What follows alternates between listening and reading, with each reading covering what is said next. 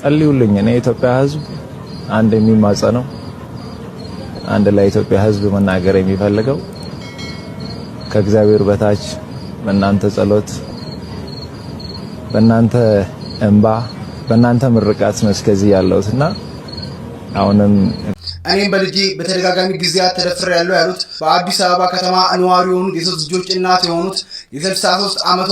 ሰላም እንደምን ቆያችሁ? ቤተሰብ ሁሉ ሰላም።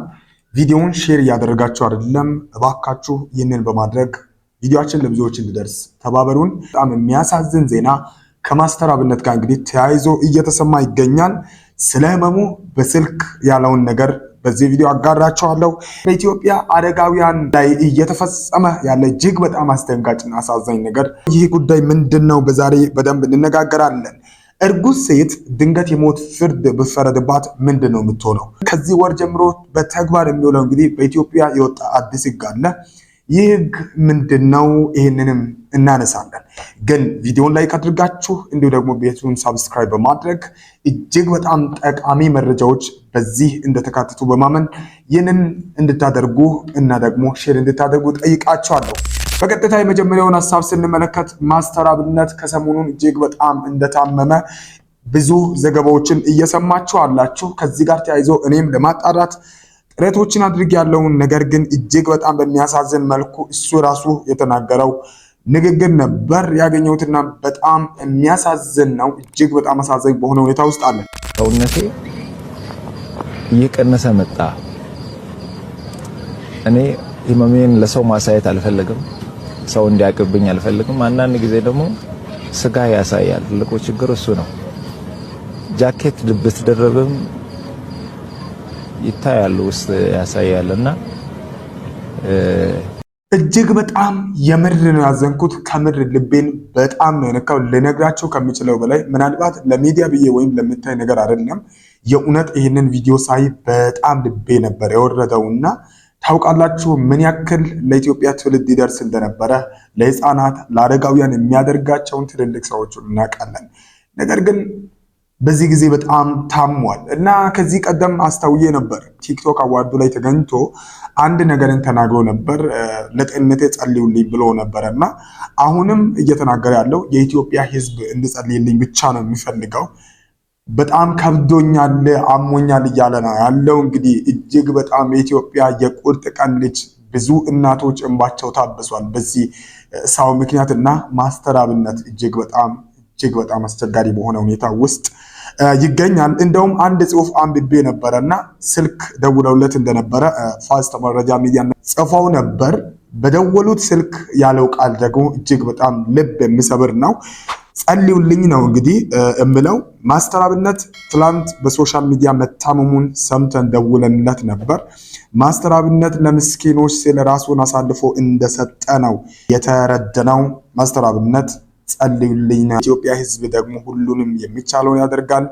እመኑኝ ማስተር አብነት ይድናል የሚል የእምነት ቃላቸውንም ጽፈዋልና እጅግ በጣም የእውነት ጸልዩልኝ ብቻ ነው ያለው። ለኢትዮጵያ ምስኪኖች ስደርስ በጣም በአስቸጋሪ መልኩ ዛሬ ላይ በህመም ውስጥ በስቃይ ውስጥ እንዳለ ሰምቻለሁ። እንዳውም ከቪዲዮ ላይ ስናገር ሰምታችሁ እንደሆነ እኔ ሰው እንዲያውቅብኝ አልፈልግም ህመሜን ብሏልና ህመሙን ሰው እንዲያውቅበት አይፈልግም በእርግጠኝነት። ነገር ግን እኮ ትንሽ ሰዎችን የሚሰሩ ወፍረው ትልቅ ምናምን እንዴት በምታያቸው ልክ ባሉበት እሱ ቀን ከቀን እንግዲህ በዛ ልክ ያለበት ሁኔታም በህመም ምክንያት እንደሆነ እንግዲህ አንስቷል። ስለዚህ መደበቅ አልቻልኩም፣ ጃኬት ልደብቀው አልቻለም፣ ሰውነቴ እያሳየ ነው እንግዲህ እያለ ከብዶት አሁን በዚህ ሰዓት በአስቸጋሪ ሁኔታ ውስጥ እንዳለ እንግዲህ እየሰማን አለን። ታዲያስ ወንድሜ እንግዲህ ማስተር አብነት ፈጣሪ እንድምርህ፣ ፈጣሪ ምሕረት እንዲያደርግልህ እኔም እጸልይልሃለሁ። የኢትዮጵያ ህዝብ ሁሉም ይጸልይልሃል። አንተ የቁርጥ ቀን ልጅ በእርግጠኝነት ድነህ በትልቅ ስራዎች ደግሞ መልሰህ እንደምትመጣ ተስፋ እናደርጋለን። ለማንኛውም በሶሻል ሚዲያ ሌላው ደግሞ ከሰሞኑን በጣም የዘገነነኝን ጉዳይ ሰምቼ እጅግ በጣም ያዘንኩበትን አንድ ጉዳይ ዛሬ አጋራችኋለሁ። በኢትዮጵያ አረጋውያን ላይ የተፈጸመ ያለ ድርጊት ሌላው እጅግ በጣም የኢትዮጵያን በተለይ የትውልዱን ክፋት ዓለም ላይ ካገነኑ ነገሮች ሆኗል ማለት ነው። ለማንኛውም ዜናውን ሰምቼ ነበር። በኢትዮጵያ አረጋውያን ላይ ምንድነው የተፈጠረው? ምን እየሰማን አለ?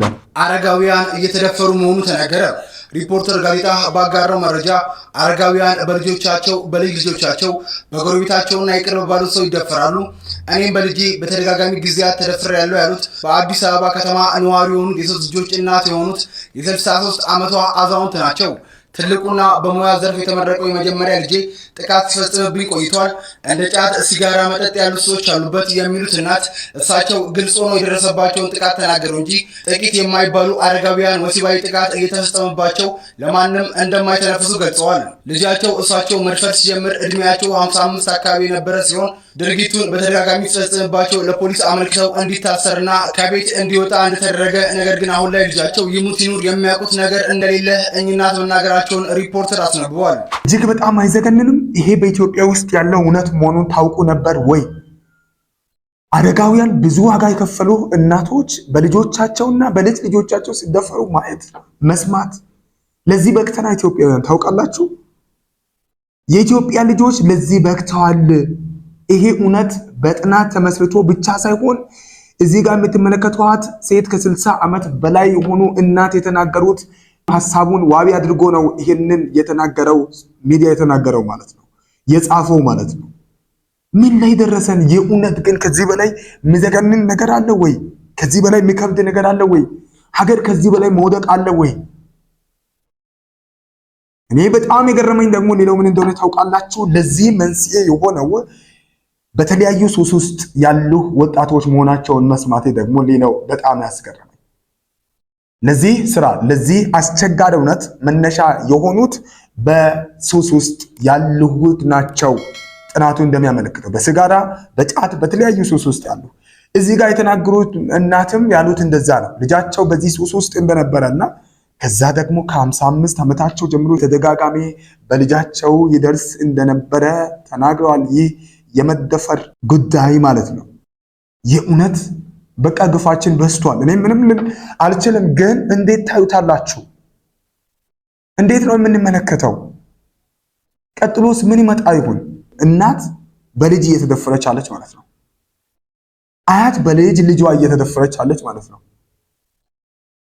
እነዚህን በክተናል። ለማንኛውም ምንድነው ሐሳባችሁ ስለዚህ ጉዳይ? የሰማችሁትን ነገር ካለ አጋሩኝ በኮሜንት ሴክሽን ላይ ገብታችሁ። ይህ ጉዳይ እጅግ በጣም አሳዛኝ ነው። ከሰሞኑ ሌላው የሰማሁት ነገር አንድ ህግ ሰምቻለሁኝ። ይሄ ህግ ደግሞ ምናልባት ጥሩም ብዬ ያሰብኩት ነው። ከእርጉዝ ሴት ጋር የተገናኘ ነው። እንግዲህ አንዲት እርጉዝ ሴት በህግ ቢፈረድባትና የሞት ቅጣት ወጣለባት ምናልባት ምንድነው የምትሆነው? አንዲት እርጉዝ ሴት የሞት ፍርድ ወጣለባት ያቺ ሴት ምንድነው የምትሆነው ብዬ አስቤም አላቅም። ግን መረጃውን ስሰማ ሁላችንም ማወቅ አለብን ብዬ ስላመንኩኝ ምን ያክል ኬር እንደሚያደርግ መንግስትም ጭምር ስላስተዋልኩኝ፣ ነገር ግን ይቺ እርጉዝ ሴት ከወለደች በኋላ ህይወት ያለው ልጅ ከወለደችና መመገብና ማሳደግ የሚኖርባት ከሆነ ይህ የሞት ቅጣት ይቀርላትና ለልጁ ሲባል በልጁ ምክንያት ማለት ነው ልጁን እንድታሳድግና እንድትመግብ ይፈቀድላታል። ከዛ በኋላ ይህ የሞት ፍርዱ ወደ ጽኑ የእድሜ ልክ እስራት ይቀየርላታል ማለት ነው። የወንጀል ህግ 119 እና 120 እንደዛ ይላል። አመሰግናለሁ። ደህና ዋሉ። አንዲት እርጉዝ ሴት ለምሳሌ ምንም አይነት ጥፋት ልታጠፋ ትችላለች። አጥፍታ ልክ ወደ ህግ ከቀረበች የሞት ፍርድ ቢፈረድባት እንግዲህ ጥሩ የሆነ ነገር ነው። ለልጇ ምን ያህል ኬር እንደሚያደርጉ ህፃናት ምን ያህል በመንግስት እንደሚደገፉ እንግዲህ በአንቀጹም ላይ የተቀመጠ ነውና በጣም ደስ በሚል መልኩ ጥሩ ነው። የምር ይሄ መልካም ነው። ምክንያቱም ለልጇ ኖራ በተወሰነ መልኩ ልጇን ማሳደግ እንድትችል እንግዲህ እንድትወልድ ይደረጋል። ከወለደችም በኋላ ልጇን እያጠባች እንድታሳድግ ተደርጎ ከዛ እድሜ ልክ ጽኑ እስራት ሆኖ እንግዲህ እስክትሞት በእስር ትቆያለች የሚል ጥሩ ነው። ከመሞት ይሻላል እና ለማንኛውም ግን ፍርድ የሚገባው ማንም ሰው ፍርድን ማግኘት የለበትም እያልኩኝ አይደለም። ፍርድ የሚገባው ማንም ማግኘት አለበት። ነገር ግን በዚህ መልኩ ለልጅ ኬር ይደረጋል። ፌስታል ይዞ እንግዲህ መገኘት ምን ያህል ቅጣቱ እንደሆነ ከሰሞኑን አስተውያለሁ። ይሄንን መረጃ ለሁላችሁም እንግዲህ ማጋራት አለብኝ። ምክንያቱም ይህ ሁላችንም ይጠቅማል፣ ቅጣት ያለበት ጉዳይ ስለሆነ እባካችሁን ስሙና ለሌሎችም ይህንን ሼር አድርጉ። እስኪ አልሰማንም ብላችሁ እንዳትቀጡ ጥብቅ መረጃ ነው። ሁላችሁም አዳምጡት። በኢትዮጵያ ከጥር 23 ቀን 2018 ዓ.ም ጀምሮ ስስ ፌስታል መጠቀም እንደማይቻልና ይዞም የተገኘ ከ5000 ብር እስከ 10000 ብር እንደሚቀጣ የኢትዮጵያ አካባቢ ጥበቃ ባለስልጣን አስታውቋል። በኢትዮጵያ የፕላስቲክ ከረጢት መጠቀም፣ ማምረት እንዲሁም ወደ ሀገር ውስጥ ማስገባት ደግሞ ከ50000 ብር እስከ 100000 ብር የሚደርስ የገንዘብ መቀጮና እስከ 5 ዓመት የሚደርስ ጽኑ እስራት የሚያስቀጣ ረቂቅ አዋጅ በሕዝብ ተወካዮች ምክር ቤት ጸድቆ በስራ ላይ በመዋሉ ማንኛውም ግለሰብና ድርጅት ይህንን አዲስ ደንብ ተከትሎ ራሱን እንዲያስተካክል ኢትዮጵያን ሪፖርተር መረጃውን አጋርቷል። ለማንኛውም ይሄ ለእናንተ ነው የሚጠቅመው። እኔ ራሱ ከሰሞኑን በፌስታል የሆነ ነገር ይዤ ተንቀሳቀሽ ያለውና ያው ከዚህ ቀን በኋላ አላደርግም ማለት ነው። ሁላችንም የመንግስትን እንግዲህ ህግ ማክበር ስላለብን ፌስታል የመሳሰሉ ነገሮችን እንግዲህ ይዘን መንቀሳቀስ በህግ መከልከሉን እንግዲህ ሁላችሁም ሰምታችኋል። ስለዚህ ለዚህ ጥንቃቄ እንድታደርጉ ይሁን። ለማንኛውም ይህንን ህግ እንዴት አያችሁት? እናንተም ሐሳባችሁን አጋሩ። ለዛሬ የነበረን ቆይታ ይህንን ይመስላል። ስለተከታተላችሁን አመሰግናለሁ። ቪዲዮን ሼር አድርጉ። ይህ አቡክ ሚዲያ ነው። ሰብስክራይብ አድርጋችሁ ቤተሰቡ ነው። መልካም ቆይታ